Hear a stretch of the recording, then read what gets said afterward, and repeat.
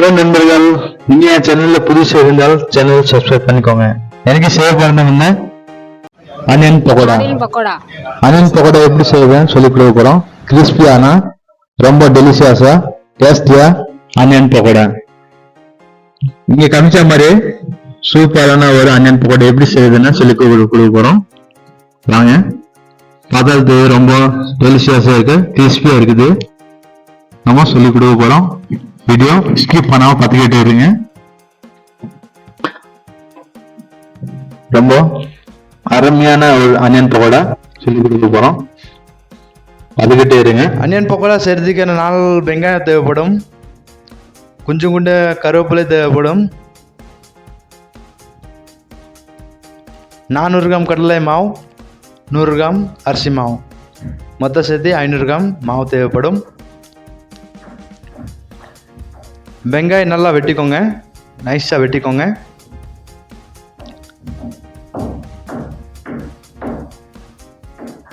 கருவேப்பிலை கூட நல்லா நைஸாக வெட்டிக்கோங்க. கொடுத்துதாங்க வீடியோவில் காமிச்ச மாதிரி நல்லா வெட்டிக்கோங்க.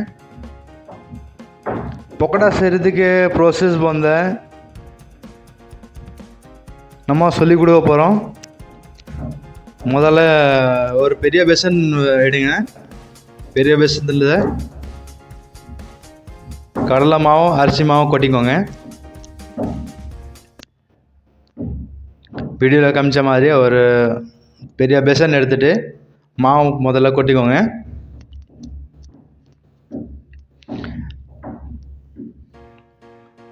நெக்ஸ்ட் வந்து வெட்டி வச்ச வெங்காயம் போட்டிக்கோங்க. அடுத்த அப்புறம் மிளகாத்தூள் 2 ஸ்பூன் போடுங்க.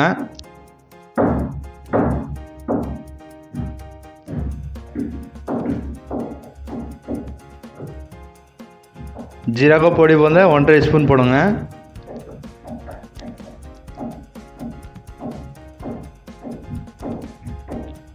கரம் மசாலா வந்து 1.5 ஸ்பூன் போடுங்க. மஞ்சள் தூள் வந்து 1.5 ஸ்பூன் போடுங்க.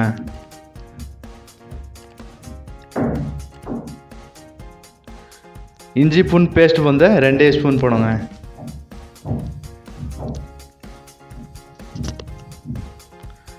அப்புறம் வெட்டி வச்சா கருவேப்பிலை போட்டுக்கோங்க.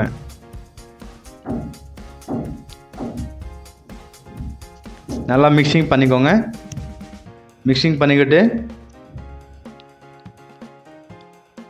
நீங்கள் உப்பு வந்து ஒரு கரெக்டான அளவுக்கு ஸ்பூனில் 2 ஸ்பூன் உப்பு போடுங்க. 2 ஸ்பூன் உப்பு போட்டால் கரெக்டாக இருக்கும் டேஸ்ட்டு. அப்புறம் தண்ணி ஊற்றி நல்லா கலக்கிக்கோங்க.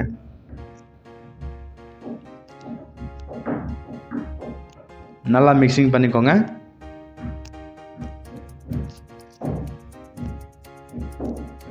மிளகாத்தூள் வந்து நீங்கள் கம்மியாக கூட எடுத்துக்கலாம். நிறைய கூட உங்களுக்கு தேவையான நம்ம எவ்வளோ தேவைப்படுதோ அவ்வளோ. காரமாக சாப்பிட்டா கொஞ்சம் காரமாக எடுத்துக்கலாம். காரம் கம்மியாக சாப்பிட்டா கம்மியாக கூட எடுத்துக்கலாம்.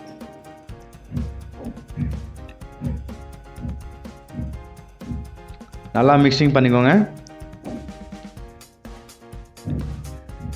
பக்கோடா மாவு வந்து கொஞ்சம் கெட்டியாக இருந்தால் நல்லாயிருக்கும். தண்ணி கம்மியாக ஊற்றி கெட்டியாக கலக்கிக்கோங்க.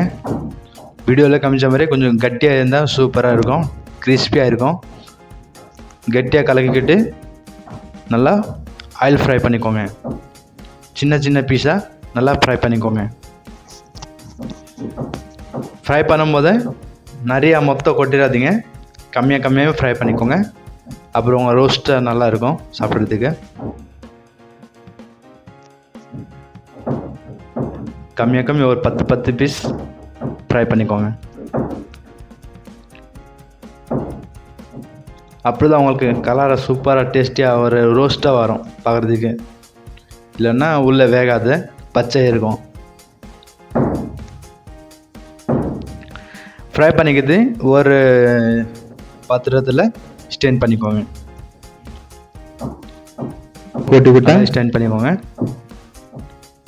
வீடியோ பிடிச்சிருந்தால் ப்ளீஸ் சப்ஸ்கிரைப் பண்ணிக்கிட்டு ஷேர் பண்ணி கொடுத்துருங்க. இதே மாதிரி வீடியோக்காக சப்ஸ்கிரைப் பண்ணுங்கள். தேங்க்யூ நண்பர்கள். Please subscribe. தேங்க்யூ. சப்ஸ்கிரைப் பண்ணி கொடுக்குறேங்க.